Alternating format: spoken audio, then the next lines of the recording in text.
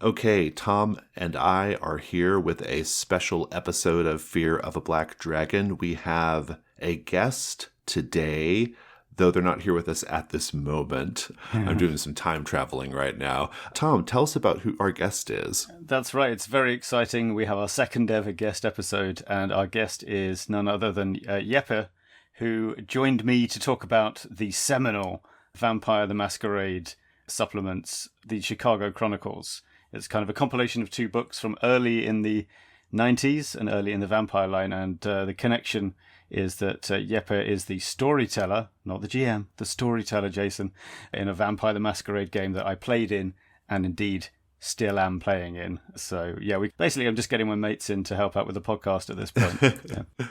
I love it. Well, let's go listen to what Jeppe had to say. My name is Tom. My name is Jeppe. And this is Fear of a Black Dragon, an old school RPG podcast. We're drinking it all in as we explore the Chicago Chronicles.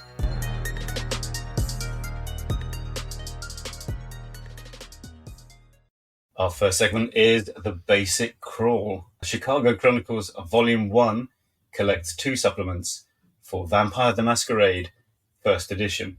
The first one of those is Chicago by Night, First Edition, a 192-page setting book published by White Wolf in 1991. Its voluminous credits include that it was written by Mark Hagen, Andrew Greenberg, Steve Crow, Josh Timbrook, Travis Lamar Williams, and Chris McDonough, as well as Stuart Week. Development was by Mark Hagen and Andrew Greenberg, with editing by Greenberg and Graham Davis of Warhammer fame. Layout was by Nicole Lindros. Maps by Chris McDonough, Rob Dixon, and Margot Schaefer, and art by Tim Bradstreet, Josh Timbrook, Richard Thomas, Ron Spencer, and Craig Cartwright. The second half of this collected volume is The Succubus Club, the first setting book published for Vampire the Masquerade and released in October 1991. It was designed by Joshua Gabriel Timbrook, Mark Hagen, and Andrew Greenberg, with more writing by Graham Davis, Bill Bridges, Lisa Stevens, Nigel Findley, and Steve Crow. It was edited by Andrew Greenberg, laid out by Sam Chupp, and has maps by Eric Hotz, as well as art by Janet Alicio, Joshua Gabriel Timbrook, Craig Cartwright, Dave Miller, Gail Van Voorhees, Bill Bridges, John Cobb, and Tony Santo, with a cover by Clark Mitchell. And it says here, uncredited back cover art by Chris McDonough. I don't know how we know that. Jeppe, would you run us through the contents of that first part, Chicago by Night? Sure. Chicago by Night starts with an introduction, which lays out the structure of the book and the themes and contents. Then it has a chapter on the history of Chicago, both some real-world history and a lot of World of Darkness history, which tends to be grimmer and darker. The third chapter covers geography, again, both real-world with some fictional inserts from the World of Darkness, neighborhoods, the outskirts of Chicago, and then a good chunk covering Elysium, this sacred haven for vampires within Chicago. Chapter 4 is the real meat of the book. This is the characters, takes up the majority of the book. We have a total of 76 NPCs divided into the core Vampire the Masquerade clans, but also clanless vampires, and a handful of oddities, which we can talk more about later, but it includes Sabat and a real-life succubus.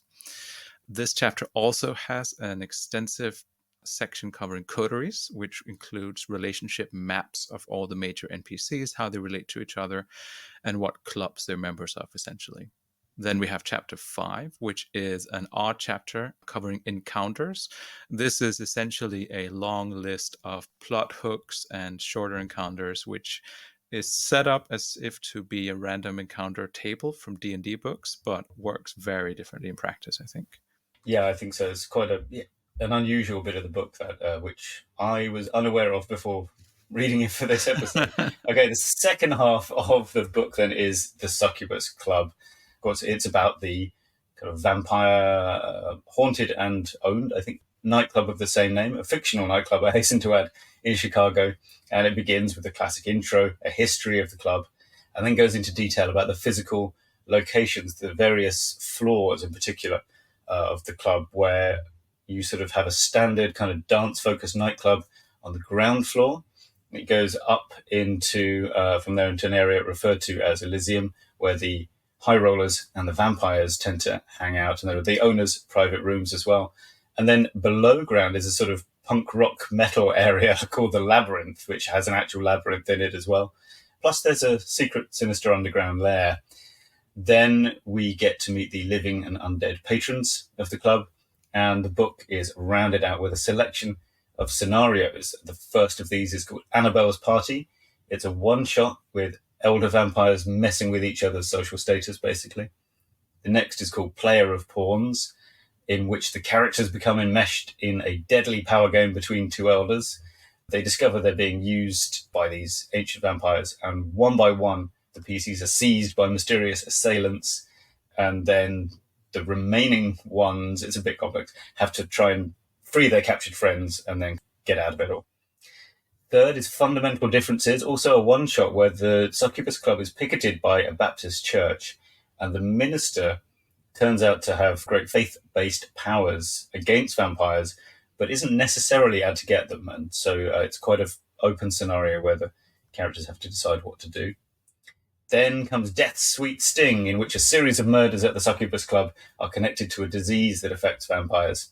And finally, there is Child's Play, a two-part story in which the characters are tested by a childish elder. It's kind of meant to be their introduction into the intricacies of the vampire community in Chicago. Those two parts are called Paper Chase and Grand Illusion.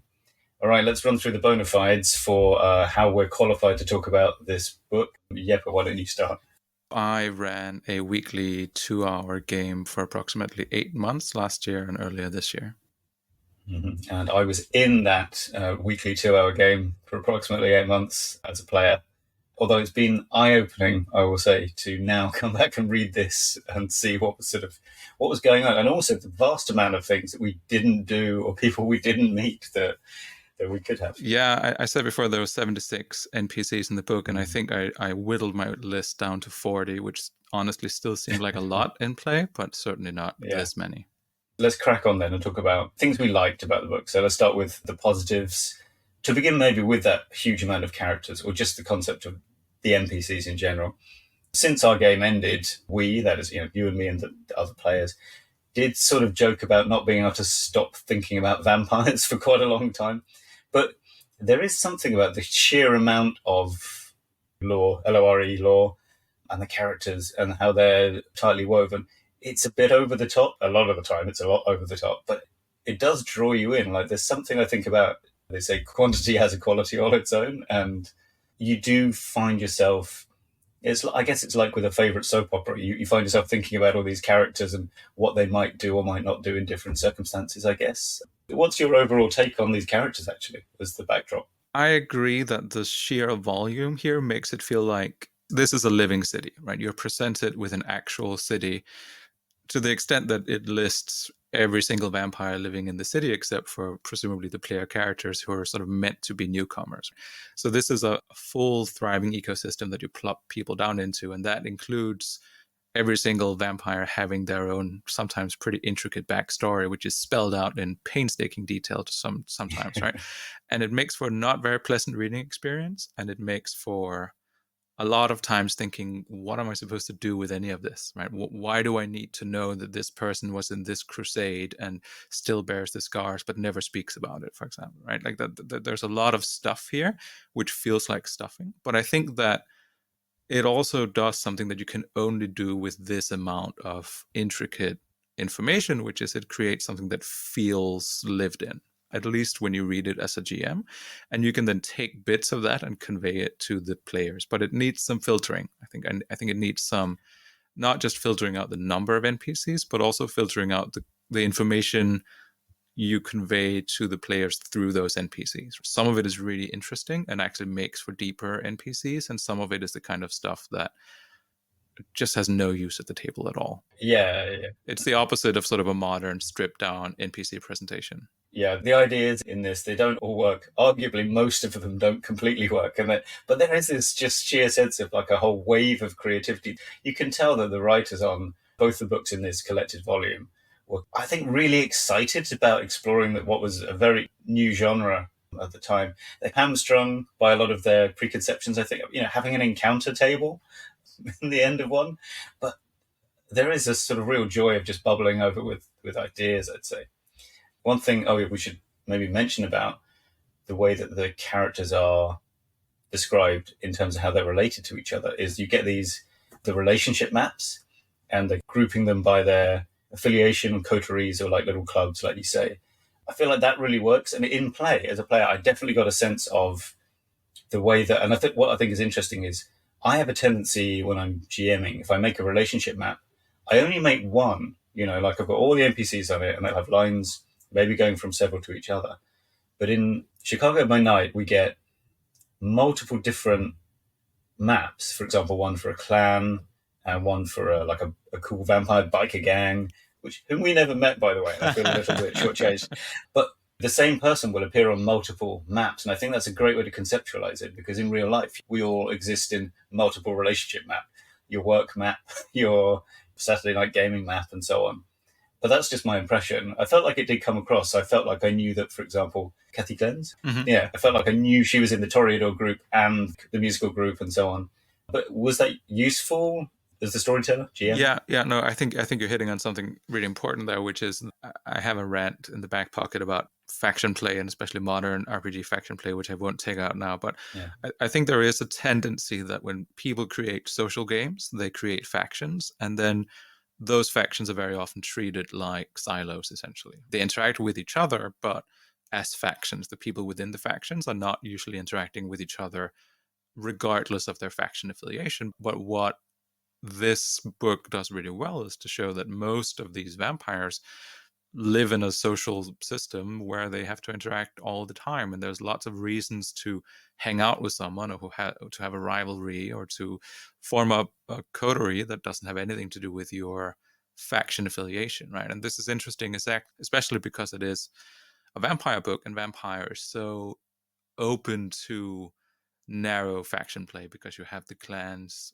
right? You have these archetypical groupings of vampires that everyone is born into, so to speak, because you're bitten and turned into a vampire by someone who belongs to a clan, and through that you become a member of the clan, right? So it's very easy to fall into clan-based politics or sect-based politics and do that to the exclusion of other kinds of social relations. But here it's built in, right? It's there from the beginning. You have the band, Baby Chorus, who are a group where every member comes from a different clan. You have long-standing rivalries that are not about clans but go across these clan boundaries, and then you have lots of politics within the clans as well. So the relationships are mapped out usefully, one of the few things of the book that is actually usefully presented. Yeah. And they cover ground that is really good to know as a game master, a storyteller in this case. I think another thing that really is well done in this book is because, like you said before, they're sort of hashing out what vampire is, what Vampire the Masquerade is supposed to be. This is one of the first, these two are the two of the 4 first source books ever published, and they came out, I think, 2 or 3 months after the core book came out. And nobody quite knows what this game is actually supposed to be. So one of the things they do in the book is they set up the power structure of a typical city, of a typical vampire city. And that power structure involves the prince of the city, in this case, Loden, who's sort of the head honcho. It involves the Primogen Council. It involves, in this case, the sheriff, who then becomes sort of a standard type of character in future supplements, and a whole power structure where people on the inside or outside, people have different roles to play at court and so on. And this power structure is so useful and so effective that even though it's supposed to be how things work in Chicago, it ends up being a blueprint for how to build cities in Vampire the Masquerade that the White Wolf then copies over and over again in all of the other supplements. But if you just take it as it exists within Chicago, it's a very, very useful setup for how to structure this place and where the PCs might fit in. Because another thing to note with these factions is that there's almost an implicit notion in the book that the PCs are probably going to be newcomers, but they're probably also going to be either anarchs or at least anarch friendly. Yeah. And therefore, the structure creates a conflict that you can sort of pluck players into. Yeah, it's very interesting. I mean, this is a bit sort of vampire inside baseball, but and not like the one from Twilight, but the yeah, I was very interested to see how open it was to kind of the anarchs. That's the non-Camarilla, like the mafia affiliated vampires, because I think my experience in later years, so I suppose I was playing Vampire the Masquerade LARPs like about 10, 15 years almost after this. That wasn't really an option. Like, it was Camarilla all the way, pretty much. Like, the Anarchs were almost not non-existent, but they were NPCs. I thought it was really interesting to see what it was quite different in this early book. Let's talk about NPCs though more. Who are the top NPCs in Chicago? I've got 3, but what's your list of the best individual characters? I'm sure there's some overlap here because there's some that are very easy to like. My absolute favorite NPC is Baltasar, the sheriff we talked about before. He's a southern guy who is not that old. He's kind of old, but not that old in vampire standards.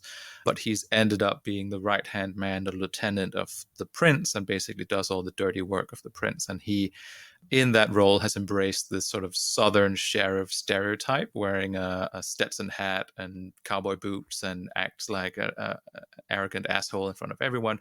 It's not totally clear that he really is like that on the inside, but he's one of those people who are playing the role so well that he's fully embodied it and forgotten himself in it. He's great because he's actually a pretty well-written character, but he's also great because he is such an easy character to hate for the players. Right? He is so hateable. Like, he's in my list of 3. Like, he's so hateable, very justifiably so.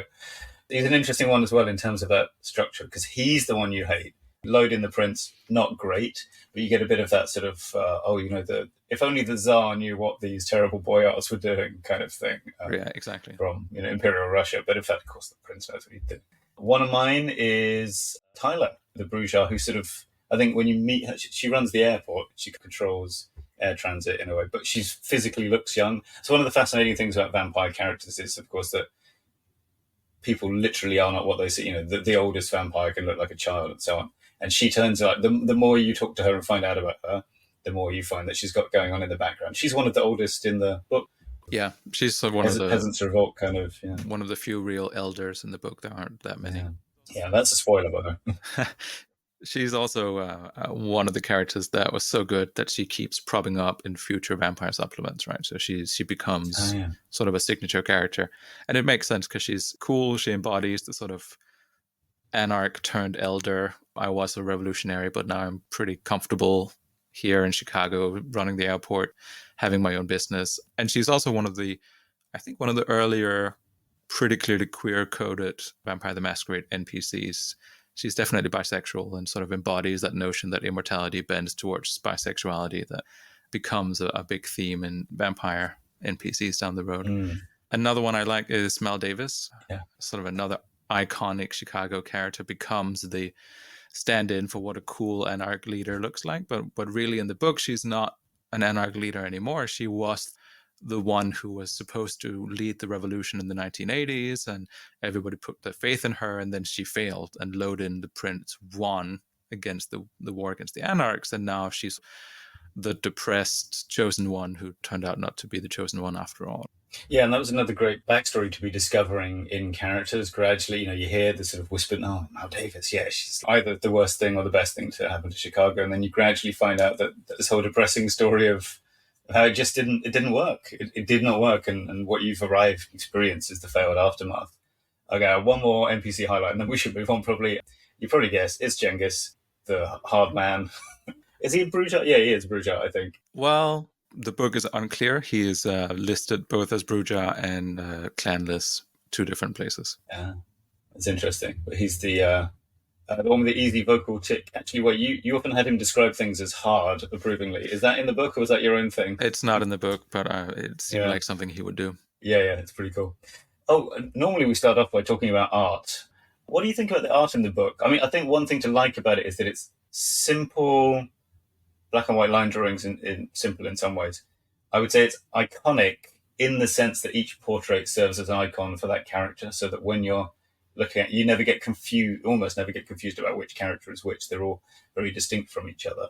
What do you think about the look of the book overall? I think most of the art is pretty bad, to be honest. Most of the art, not the portraiture, but most of the other art in Chicago by Night is quite bad. I think the art gets significantly better in the Succubus Club. Just the regular illustrations are pretty moody, and most of them are pretty good. But I think the NPC portraits are great. Yeah. They're really wonderful. They're simple but evocative, and they work very well to represent the NPCs, and they need to do so because there are so many of them, right? They need to be iconic, like you said, and I think they do that quite well, and we can talk later, but it's interesting to compare this to later iterations of Chicago, which changes the art style, sometimes I think to the detriment of the usefulness. Yeah, I think so. Yeah, I think if my research is correct, the Succubus Club actually came out first, so I wonder if they blew all the art budget on that and then had to... Yeah, that makes sense. Or the time, maybe. Yeah. So that's the sort of thing that happens in publishing companies. We've mostly talked about Chicago by Night, and I think, to be fair, it's the book that kind of deserves more attention. But I do want to say about the Succubus Club, it's pretty good. I think I can picture every flaw in my mind. I also quite like the slightly creaky idea that for some reason this dance club has a punk club in the basement, because it's just this sleight of hand that lets any of the PCs more or less believably go there. So I felt like I had a really clear picture of it as a physical space. Does the book really help you as the storyteller to convey that, or is that mostly your hard work? What do you think? That's a good question. I don't think I have the skill to do that on my own. I think the book does help, but I also think that it's like the NPCs. There's way too much here. And even the club itself has way too much going on. It's basically 3 nightclubs on top of each other, like you said, right? Exactly. It's sort of if you don't like this music, then just take the stairs down and you'll get different music, different people, different drinks, everything. And it's sort of ridiculous, but it also works really well as a vampire hangout. It's the club from the most gaudy nightclub on top, and then it's the dingy Bauhaus set in the basement, and then you have the VIP rooms on top of that. And all of them fill different functions in a vampire game, but here they're just located right next to each other. And I think the maps, it's a very 80s, early 90s thing to have blueprints like these in the book, but they're actually pretty useful, and we made good use of them. But they also show you just how silly this is. You have an actual labyrinth in the basement with a secret lair in the corner where an ancient vampire slumbers. But in play, it works. At least it worked for us, I think. Yeah, you've got to keep moving and not look at it too closely, I think. The fact that it was chosen as this sort of iconic location is a very good one. And also there is this sense of, that word again, liminality, right? So people who work in hotels, or even like a barman, is public facing. Their job involves constantly crossing the line between public and private spaces. When they go downstairs to change the barrel on the beer pump, that's them disappearing and reappearing all the time. If you work in an office, you just go to work and you're in a private-ish place. Or if you're a traffic warden, you're pretty much always out and about doing stuff. And then so there's this very interesting sort of feeling of secrecy, but also interaction with people who are in some way vulnerable by being outside their own home, which I think is a vampire theme. That's again actually to do with anyone could look like anything. So they could be a child who's actually 2,000 years old, or a barman who's actually a vampire, that kind of thing. So it's a strong choice, is basically what I'm getting at. Going with that, the club also, it's the liminal space between vampire society and mortal society, because there are all these patrons who are not vampires, but who are still influenced or infected by kindred culture, right? So you have these blood dolls in the basement who are basically teenagers who've somehow gotten the idea into their head that they cut each other and drink each other's blood because that's cool and vampire-like behavior, ostensibly without knowing that vampires really exists. But of course, they make for very easy victims to the vampires who do attend the club and who can then drink and obfuscate it as if it was just part of this ritualistic teen behavior. Something that's not super unlikely given the early 90s American club scene, but also something that fits really well in this intersection of vampiric and mortal society. Yeah, definitely. All right, let's move on then to questions we had. Would you like to start? Yeah, so going back to what we've talked about a few times now, how many vampires are too many vampires? Because surely 76 is not a feasible number. The counterpoint is, I guess, how many are too few? And I think Anne Rice had the problem in the Vampire Chronicles. Is that what the series is called? Yeah. She basically didn't create enough, and then she was a bit stuck. I don't know. I think I have you on record saying that you want something like 7 or 8 in your Baptism by Fire episode.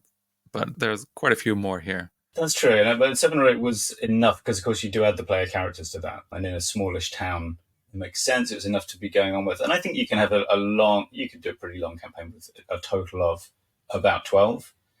That being said, I didn't feel like The question is how many vampires were really in our game? I think there were about 30 in Potentia, but maybe only 20 that we really worked with. Because, for example, we saw Al Capone at a party and we all went, not interested. So we never talked to him. Even once. I don't think even once. No. So I think maybe 30 in theory, but then you actually make a smaller set that become active. That's like your upper limit, I think? I think that's exactly right. Unless you're very confident in your ability to match what the players want out of their NPCs with your NPCs, you need a margin for error. You need to give them offerings of who they want to interact with and not just have all the NPCs be darlings you're afraid to kill. So I think erring on the side of too many is probably good, but maybe not 76 too many. I suppose the related question that I have then is, how do you think the game or the events of the scenarios might have differed if we'd had a different set of player characters? Like, do you think it's most PCs of whatever type will, as long as they're vampires, have a similar trajectory, or is it quite dependent on the characteristics that you're bringing to the table? I'm sure it depends on how you run the setting. You would have one experience if you took the book and you took the scenarios in the Succubus Club and just ran them one after another. And if you did that, I don't know how much it would matter what characters you had. Mm-hmm. But if you did what we did, and is essentially take the setting, throw away most of the scenarios and encounters, and instead use it as a sandbox, everything depends on who the characters are, what the players are interested in, but also what kind of player characters you have. And there's lots of different directions that the campaign can take. You can have court intrigue within the Camarilla and sort of trying to curry favor with the prince or overthrow the prince or do sort of a palace coup kind of thing. You can do an anarch campaign where you're rebels, rioters, revolutionaries on the outside yelling at the man and obstructing the sheriff and the prince in whatever shenanigans they get up to. You can have something that's more of a mystical campaign with seekers of Golconda or vampiric salvation, digging through manuscripts and talking with Tremere warlocks and delving into the supernatural stuff that's also in this book, right? There's lots and lots of different potentialities. And I think the characters are really going to open up different pathways into that. I mean, your group was pretty diverse. There weren't a lot of very politically minded characters, but otherwise you're quite different. And one of the things that happened in our campaign was that you essentially fluctuated between the Camarilla, the Sabbat, and the Anarchs at different times in the campaign. So you sort of bounced between all three of the major sects, and I wasn't totally sure which way you would go at any time. So in that sense, you explored a lot of territory. Whereas if you take the book at face value, the Sabbat are only really meant to be antagonists, I think. Yeah, I was sort of interested when I was reading it afterwards. The Sabbat, I think at this stage they don't even really have plans. They're just sort of there and kind of a blank slate. Oh, you have another question here about the scenarios? Do you want to? Yeah, so going with what I just said before about throwing them out, I obviously have an answer to this scenario, but my question is, are any of these scenarios actually playable as written? It seems to me that even the good ones, and I would include Annibal's Party, which is sort of a more social political scenario, but also the Paper Chase, which is like a pretty straightforward investigative scenario. Even the good ones have pretty tone-breaking elements or are just insisting on forcing the player's hand at every corner. So to me, it seems hard. I don't think you can run them as written. They do feel... They feel hamstrung by this sort of ingrained need that RPG writers often have to quote-unquote stop the PCs from doing the thing that they're doing. You know, like the D&D party has magic. Let's find a way to stop them from using magic to solve this problem. It feels so counterproductive. I'm not sure that it would be any different. If Vampire didn't already exist since the 90s and this was being written for the first time today, I suspect it would be pretty similar, you know? Yeah, having read way too many of these vampire supplements over the last 30 years, it's always been a game with very good settings and really bad scenarios. There are very few examples of strong Vampire the Masquerade scenarios out there, I think. And there's something about the setting or the tone of play that just is hard to do pre-made scenarios. I don't know. Yeah, I agree. I don't think I've seen it particularly. Well, actually, there are some that are reputed as good. I've not seen it for myself. Maybe there's still time. All right, let's move on, I think, then to the Chain Lightning round. Though he appears as a punk when he goes about the world, Genghis has a well-kept condo where he likes to watch Chicago Bull games and cook meals for a group of yuppie friends he has somehow made over the years. They don't realize that he's a vampire. What an absurd idea. But they do know he's somewhat weird.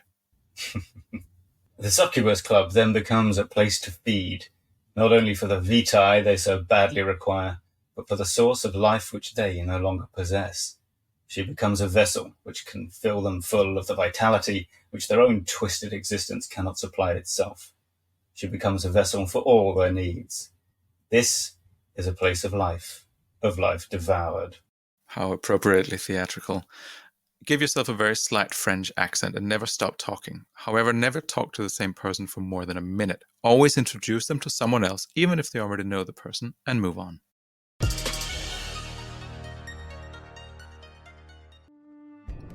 Hi listeners, Jason here. If you're enjoying this podcast, you should support it and everything we do in the Gauntlet by joining us on Patreon. We have 3 pledge tiers available for new supporters in 2024. The $2 pledge is a great way of saying thank you for everything we do, and it goes a long way toward helping us make this show.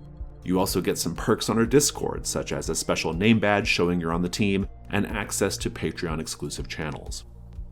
At $7, you get early access to Gauntlet publications, as well as access to a number of exclusive releases. In recent weeks, the $7 feed has featured Cut to Christmas, a new mystery for public access, Places in the Wild, which are standalone adventure sets for Trophy Gold, Sweet Jolly Crunch Tooth, a new playbook for the Silt vs. role-playing game, Squatcher Step, a new mystery for Brindlewood Bay, and much more. And we have a ton of new releases heading to the feed in 2024, including brand new games, and scenarios and support material for existing games. Finally, at the $10 level, in addition to all the aforementioned stuff, you will receive a monthly invite to a special 2-hour coffee chat hosted by me, where you and other $10 patrons can chat about the games you're running, talk about game design, and just generally hang out with a fine group of like-minded people. So head over to patreon.com/gauntlet and pledge today. If you can't pledge to Patreon right now, there are other ways of helping us out, such as leaving a 5-star review on this podcast or on one of our drive-thru RPG pages. No matter how you help us, please know that we appreciate it and we're delighted you've decided to go on this journey with us. Take care. Okay, time then for our next delve, and our topic this time around is social sandbox session prep. So we've talked a bit about how you begin preparing for the campaign, select your weapons essentially. What is the prep process for a session in a game like this, or at least that you used in our campaign? Not to go all Jason on you, but I want to start by rejecting the premise here. This is not an expert delve. This is at best sort of an intermediary delve. I'm definitely no expert in social sandbox play, but I can talk about what I did in our specific campaign. Doing a social sandbox like this is an exercise in front-loading all your work and then seeing it play out in front of you afterwards. So that means doing a lot of work setting up everything, both thinking about what you want in the city, thinking about where the players fit in, thinking about what NPCs to highlight and make part of the setting, and making Chicago your own in a sense, but also just sort of the logistics. We played online, and I think it's in some ways easier to do this kind of work online, but the logistics of having pictures for every NPCs, having pictures for every location that the players might go to, creating usable relationship maps, especially if you're going to pick and choose between the NPCs. So you can't necessarily lift all the relationship maps out of the book. You need new ones just to keep you in the loop, so to speak.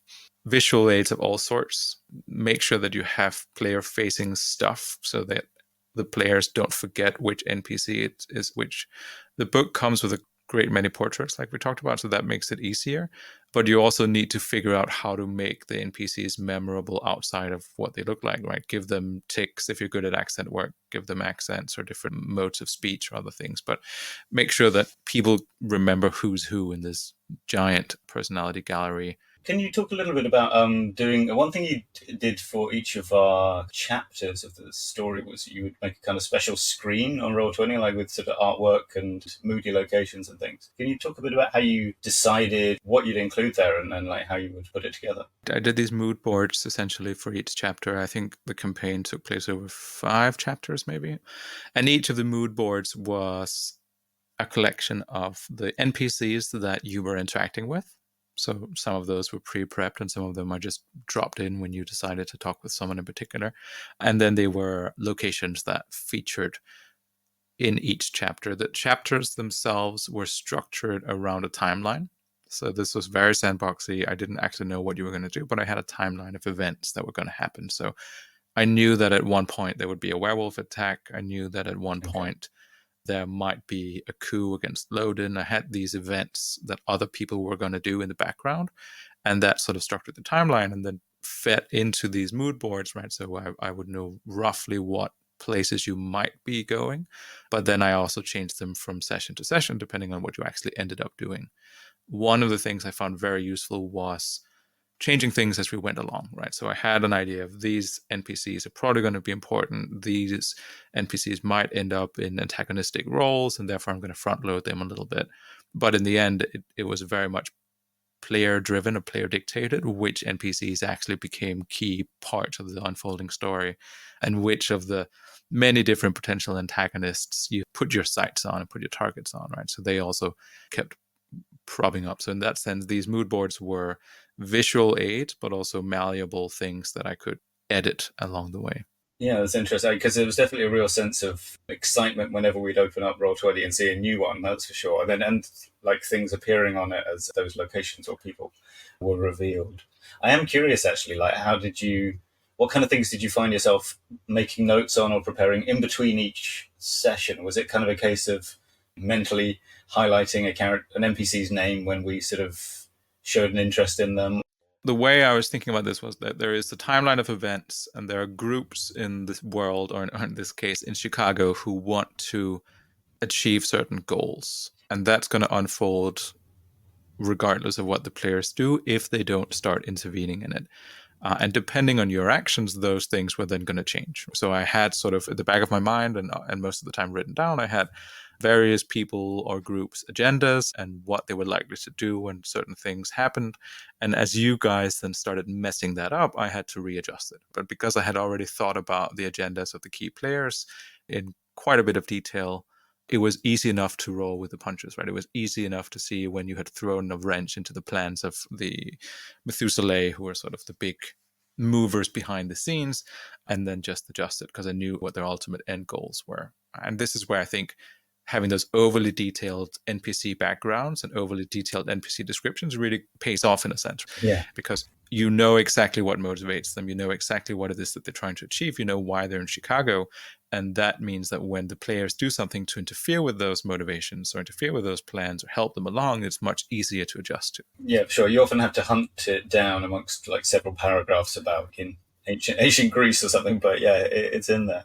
To zoom in a bit more, actually, I'm interested as well in the social sandbox, almost by definition, but certainly this one, also certainly Power Behind the Throne, actually, has quite a few. Well, I guess they're not scenes because you were sort of designing this yourself and it was sandboxy, but basically vampires seem to spend a lot of time in rooms together despite the fact they all hate each other. And so we'd have quite a few times we'd be at the Prince's Court or some event, and you would have basically a squillion different people that we could be talking to and also who are interacting with each other. Mm-hmm. How do you sort of handle that in terms of, I guess, just balancing mental load? Well, the visual aids and the mood boards and all that stuff is not just for your sake, it's also for my sake, because it makes it much easier to remember who's in the room and to switch between characters and to visualize the relationship between characters, whether they're NPCs or player characters. Essentially, a lot of scenes served to be walls that I could throw spaghetti at, and the spaghetti being the NPCs, right? So we had one early scene, which was sort of court, where you literally met, I think, 70% of the cast, and they were in a big room, and you could go talk to whichever ones you wanted to talk to. And that was my test for who would draw you in and who you would be interested in, right? So I seeded a bunch of plot hooks, but more importantly, I noticed that you were interested in the band, you were interested in talking with Tyler, you were interested in the Nosferatu, and you were definitely not interested in Al Capone. No, he was. I think we were a bit just put off by the whole aristocratic Ventru clan. Like we didn't fancy our chances in that Shark Tank. Which is another good thing in the setting. I think that, you have the every Ventru, the aristocratic blue bloods in the vampire world, every Ventru was a child of the prince, right? So the only Ventru who were allowed in Chicago were ones who were associated by blood with Loden, and that created a very tight-knit club, and they were supposed to give off vibes of exclusivity, and that definitely worked. It also meant that it was hard to interact with them in the social setting, though, but I think ultimately it was for the best because they became elitist, and you definitely picked up on those cues. You mentioned earlier having a rant ready to go about factions. Do you want to talk about that a bit here in terms of handling, especially that sort of the very clannish, literally Ventru, and then less so everyone else? I'm not going to go too far down that road, but I think it's just when people think about faction play, they think of it as useful containers to put NPCs and characters, right? But it becomes it becomes these monoliths so that the people doing stuff in the world aren't actually people, but are factions. The Ventru clan is doing this, the Bruja clan is doing that, Tremere thinks this way about the situation, but of course the Tremere doesn't think anything. The Tremere isn't a thing that exists. It's just a network of people. And I think factions are inherently porous and inherently overlapping to some extent.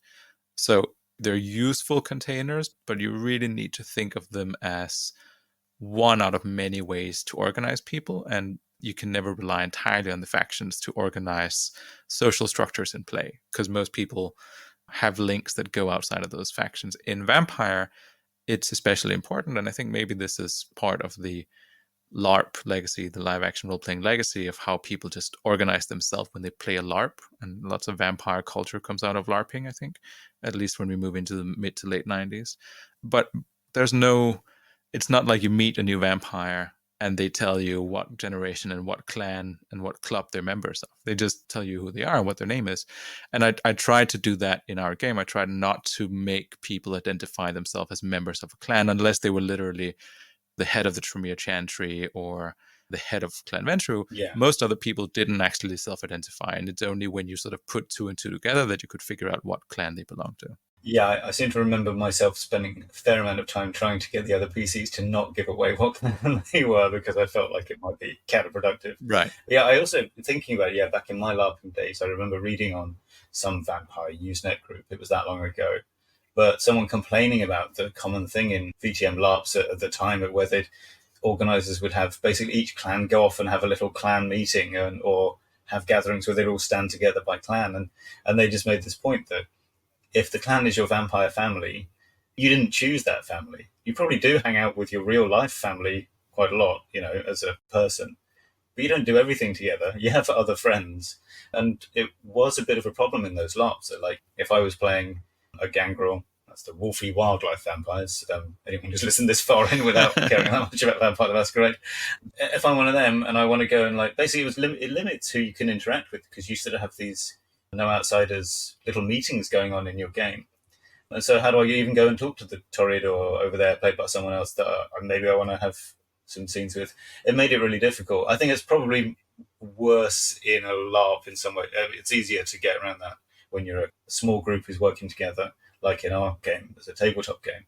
But I think it's a similar issue, this idea that if you're in Block A, you barely can interact with anyone in Block B at all. So I think that's one of the fun mysteries in vampire games, is the bit where you try and figure out what another person is capable of. It's one of the things that's really deeply in the lore of the game. All these things about, if you're a more powerful generation of a vampire, you can dominate people and they can't do it to you. And if you have certain powers, maybe you're a member of this clan or that clan. And that's a fun deduction that you're constantly trying to do when you play the game. And I think it's fun. It's like a thing you can be thinking about or chatting about in between sessions as well. Like, do you think so-and-so's in the Sabbat because they can do this? Yeah, absolutely. Sort of piggybacking off of that, I have 3 rules of thumbs, which I'm sure are pretty basic, and I'm sure that most people who play this style of game already do it, but I found it useful to write them down for myself when I was prepping and as I was running each session. Mm-hmm. The first rule being avoid having NPCs talking to each other in a scene, right? Especially when you have these court scenes or council scenes, other things where you have a whole host of NPCs. It doesn't make for interesting role-playing for anybody that these NPCs are talking to each other. If they are talking to each other, you can give the gist of what they say to the players, but you don't actually act it out. So that's sort of, I'm sure most people are already doing this, but I think it's useful to have it. Second rule is related to what you just said. find a reason why the characters are the center of attention. Yeah. There needs to be something in the world that puts the attention on you and makes all of these NPCs want to interact with you. Yeah, I think in Chicago it's just that you're new is at least at first is enough, and then normally there'll be something you've done or something you've seen or something you know that you can use for that, I think, or even just a rumor will often do it. Yeah, absolutely, and well, we can talk in a second about why the newness is especially important in Chicago. But the third one is don't make the character solve every problem. The world moves around the characters and other folks will solve stuff too if you don't do it. Not every problem is something that you guys are the only ones in the world who can solve. This happened multiple times in our game. Sometimes I think you noticed it, and other times I'm sure nobody paid any attention to it. But I put lots of plot hooks out and sort of set events up that could lead to you engaging with them. And when you didn't do it, those problems would be solved by someone else. Yeah. I mean, I think, well, of course, I don't know how many I'm unaware of, but I definitely remember things that got left, and I would occasionally worry about them in the back of my mind. But by then it was too late to really often, or it felt like, oh, how am I going to get back into that? So, yeah, but it's good. Like you say, it makes you feel, well, when you don't do something and your lack of action makes a difference, it makes you feel like you're really making a difference when you do something. Right. And we took great pleasure and terror in dismantling things. And I'm not sure if we were very competent in some ways, but we certainly caused a lot of changes in the Chicago setting. So, and that was good. It did feel as well like it wasn't a permanent, like it's always going to reset to the status quo at the beginning, of the next chapter or whatever. Like the things we did felt reasonably permanent, or at least, like they were irrevocable, if not permanent. Yeah, totally. And I think that's one of the strengths of a setting like this, right? You have a sandbox, but you can do whatever you want with it, and you can impact it in different ways. If the players are not impacting the power structure of Chicago or killing off sheriffs and other things like that, then what's the point of it? Yeah, exactly. And man, we hated that sheriff. Are there any other points you want to cover here? Very briefly, the way I've thought about it when I prepped was that I was basically thinking of it as an early 2000s prestige television show. You guys are the main characters in a show that is modeled on sort of an Oz or The Wire, early The Wire, or Deadwood model, which essentially means a large cast of characters, a limited number of core locations where filming happens. In this case, the Succubus Club and a few other sort of hangouts around town that you've got very familiar with. Factional politics, but also memorable minor characters, guest characters who you interact with in different ways. And then importantly, I think in play, lots of coffee and cigarette scenes and very few but very impactful acts of violence or action scenes. So Vampire is not a great game for action. It's okay, but it's not great. But it's a very good game for lots of talking. Some of that talking can be mechanical. Some of it can involve discipline use and other things. But it's about social interaction. And it also means that when you do have those scenes of violence, when you do have a gang of werewolves attacking the Succubus Club or something else, you're blowing the budget of that season, but it has a big impact on the players and on the world. Yeah, I mean, well, especially werewolves, because the whole thing about vampires is you feel indestructible most of the time. And then these things show up that can very much destruct you in about 5 seconds flat. Oh, speaking of mood boards, though, as well, one thing we had going on throughout our campaign, so it's not strictly prep, but there was this kind of back channel we had the Discord in between sessions, which had actual just chatting about the game, but also a separate channel for the mood board, putting in music or images and things like that.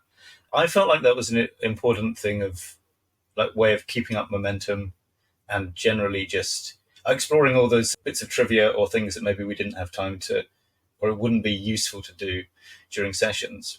How important was it from your perspective as the person running the game? It was very important, and it was exactly the reasons you just said, to keep momentum, to keep people on the ball. And especially as we moved through the campaign, 6 months in, there are so many balls in the air and so many different people on the board and so many relationships that had changed at that point that there needed to be both a place where people could go to refresh their memories about who's who. When that crazy serial killer kid shows up 2 months later, you need to remember who he is and what he's done, but also a forum for people to discuss it, to have in between session discussions about what's going on. And because we had 2-hour sessions, I think it was extremely important to have another outlet for those out of play but still play related chats. Yeah. A strong recommend for a back channel. Anything else to cover? No, I think that's it. Okay, our next segment then is companion adventures. Let's start with films, perhaps. I got the best vampire movie ever made. What do you got, Jeppe? Only Lovers Left Alive by Jim Jarmusch. Very nice. Is that the one with Tilda Swinton? Yes, exactly. It's very good. Yes. It's very slow. It's very moody. And it's exactly the kind of romantic, vampiric on life where, because people live so long, they can go years without anything really happening, but that doesn't mean that their life stands still or their own life stands still. It was one of my big influences and one of the ways that I've thought about day-to-day life in a vampiric existence. But it's also just very good at showing vampires existing in sort of the midst of urban decay, which was definitely a theme in Chicago by Night. Yeah, fascinating. Actually, let me jump in and say another vampire one before we get to the non-vampire stuff. I want to mention Let the Right One In. That's the original. I haven't seen the American remake. Because one thing actually we haven't really touched on is I do think it's important to have mortals in things about vampires. That can include the ghoul servitors as well.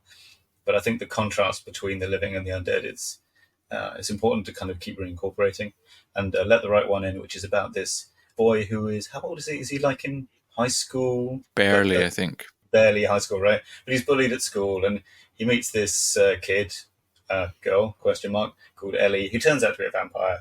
And I mean, I won't go too much into what happens there, but it's something that I think if you want to have an example of how strange and sort of touching, but also scary this kind of relationship might be, then it's a good thing to watch. Do you have another? Oh yeah, we both got another film or two. Moving right? away from the vampire stuff, the obvious references. My deep cut from the 70s is Killing of a Chinese Bookie, which is a crime film from, I think it's 75 or something like that. It's pretty old.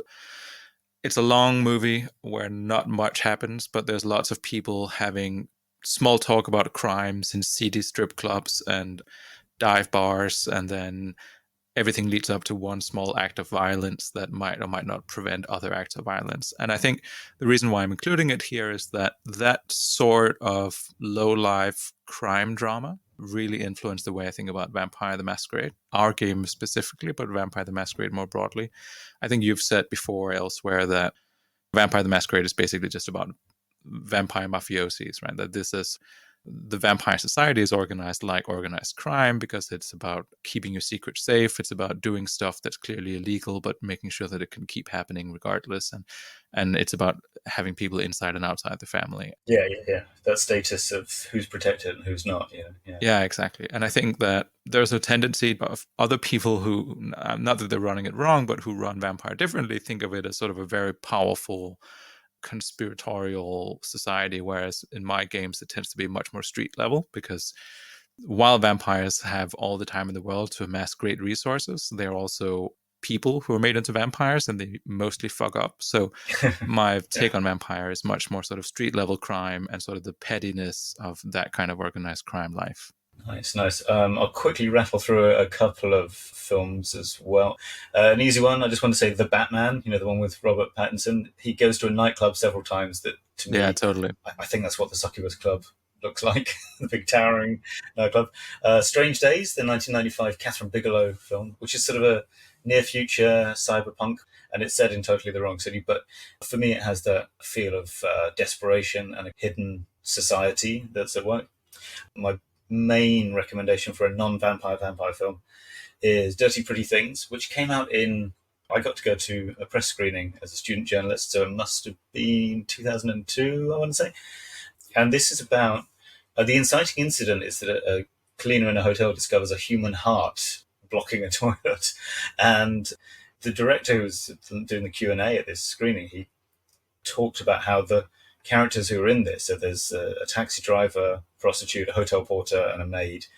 What unites them is they have these, like I mentioned before, these liminal occupations where they exist both on the periphery and right in plain sight of everyday life. A lot of it's set at night, good for a vampire film, and a lot of it's about the hidden passages that connect all the places where we live, especially in a modern city. It's set in London specifically, but I think yeah, it works well for all those kind of things where the Steadicam scene in Goodfellas when they're taken through the back of the restaurant because they're powerful. And I think that's how vampires live. They get to go through the secret entrances. So Yeah. you got a TV Yeah, I just want recommendation, to say I think? Dirty Pretty Things is Yep. such a good movie, and it's totally some vampire fuck up that ends up with that heart in the toilet. You just know it. Yeah. Oh, for sure. Yeah, so I said before that I thought about the Social Sandbox as kind of an early 2000s prestige television ensemble cast thing, and my recommendation for that would be The Wire, sort of seasons 1 and 3 in particular. You have the whole setup, you have the different sides, the different sects, you have the infighting and palace coup and everything within the criminal organization, you have the day-to-day street life, but you also have an interesting cast of characters who interact with each other, sometimes across dividing lines, and you have key locations that you keep going back to. And the way that the whole thing is structured, I think, is very much how a social sandbox game can run, and a game like Chicago by Night can run, complete with the fact that there's not that much violence, but when there is violence, it really sort of matters to everybody. Yeah, definitely. Good recommendation. Let's do some music ones. Well, mine's just one of those things where I mentioned that we made a playlist called Chicago by Night 95 for our game, and I'll stick the Spotify link in the show notes. You've got a music one as well, right? Yeah, I have the official music from the Succubus Club, co-published with White Wolf Publishing in like 99 or 98 or something, late 90s, just too late for our setting when we played the campaign. Yeah. It's not a great album, but it is a very good album if you want to know what was happening in American and German goth industrial music in the late 90s, and the people Yeah. the people who were playing gigs at night after their Vampire the Masquerade sessions. Very nice. Anything else to add in the companion adventures? Yeah, just finally, the 5th edition Chicago by Night that came out for the newest version of Vampire the Masquerade, I think 4 years ago maybe. It's one of the few source books that have come out to the new edition of Vampire, and I think it's by far the best of the source books. I read it a while ago and I reread it before prepping for our campaign. It's good. It doesn't have the same place in my heart as the 1st edition Chicago by Night, but it is interesting because it shows you one potential development of what happens in Chicago. So it takes the previous book and some of the previous scenarios as actually having happened. And for example, one thing it does is it says, spoilers, but if Lodin dies during the werewolf attack, who's likely to succeed him? And the answer in that book is Kevin Jackson, the young African-American organized crime guy who's one of Lodin's childer. And I basically went with that because that made a lot of sense to me. So read it if you want a 21st century version of Chicago, but also read it for sort of one timeline of how things could have developed into the 21st century, and for quite a few NPCs getting a more sensitive and thoughtful treatment than they do in the original book. Yeah, I'll check that out. I remember we were sort of slightly team Kevin Jackson for a while until we decided we weren't. So yeah. He'll get there in the end. He was okay he'll do it. He's got the drive to succeed. So, all right. Yeah, thanks very much. It's been a good conversation, as it always is. And thank you very much. It's been a pleasure. Thank you, Tom. And I hope that Jason is okay with me declaring Praxis and staking him where he sleeps. Oh, he won't mind at all, I'm sure. All right, thanks. Take care. And we're back. That was a really fascinating conversation, Tom. Yeah, thanks. I had a great time chatting to Jeppe and sort of prying out the secrets that he'd hidden from me and the rest of the group during the game. It was a bit of an odd one in some ways, though. I don't know what you thought, because I think we didn't discuss a lot of the details you normally would when reviewing a scenario. Well, it's such a big book. But it's so, yeah, it's so I'm not sure big. you would. Yeah. What I found really interesting is that it was such a long-term campaign, and it's a discussion between the storyteller and player of a long-term campaign like that. That's not really a conversation we've ever been able to have. And so I thought that was really cool just to kind of see.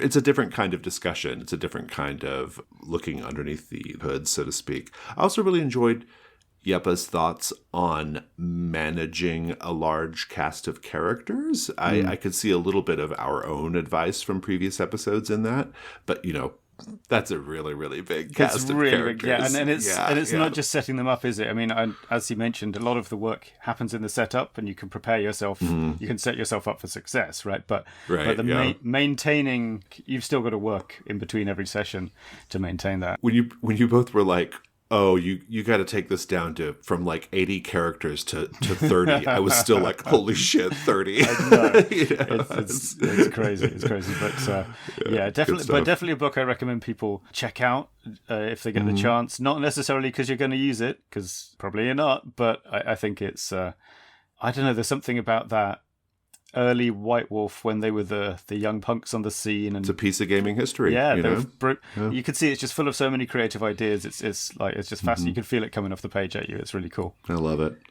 Well, listeners, that's our show. Fear of a Black Dragon is a production of The Gauntlet. The Gauntlet is on Twitter still for a bit, and others coming, I believe. We are at Gauntlet RPG. We have a website. It's gauntlet-rpg.com, and our Patreon is patreon.com/gauntlet. Please go support us over there if you're able to do so. Otherwise, we love a 5-star review on Apple Podcasts. That helps us a lot. Tom, thank you so much. Thank you, Jason. Thank you, of course, to Jeppe, our astounding guest. And thank you to our antediluvian editor. Wait, that sounds bad, Rich Rogers. And thanks for listening to you. Goodbye. Bye.